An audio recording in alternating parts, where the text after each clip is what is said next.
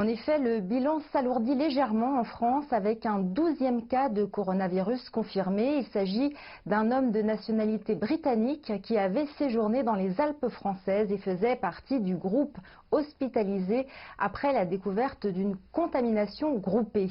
Par ailleurs, on a appris samedi le décès du patient de 80 ans affecté d'une infection pulmonaire par le nouveau coronavirus et hospitalisé à l'hôpital Bichat à Paris depuis fin janvier. Celui-ci était en réanimation et dans un état critique depuis plusieurs jours et son décès a été confirmé samedi par la ministre française de la Santé Agnès Buzyn, précisant lors de la conférence de presse qu'il s'agissait du premier cas hors d'Asie et le premier en Europe. L'état de la fille de ce dernier, également hospitalisée à Paris, n'inspire en revanche plus d'inquiétude et elle devrait pouvoir sortir de l'hôpital prochainement.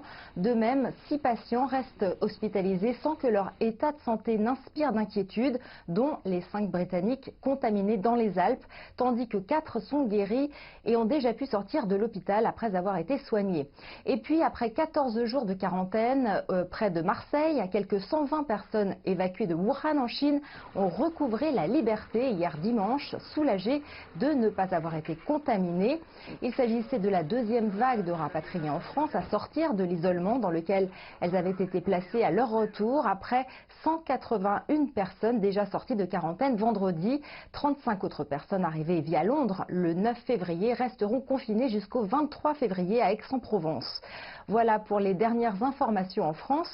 On peut aussi préciser que le ministère de la Santé a souligné samedi lors de son point de presse la nécessité de préparer le système de santé français à une éventuelle diffusion pandémique et donc à une circulation du virus sur le territoire national. Dans cette perspective, la ministre a annoncé qu'elle recevrait mardi les professionnels de santé hospitaliers et les professionnels de santé de ville pour faire le point.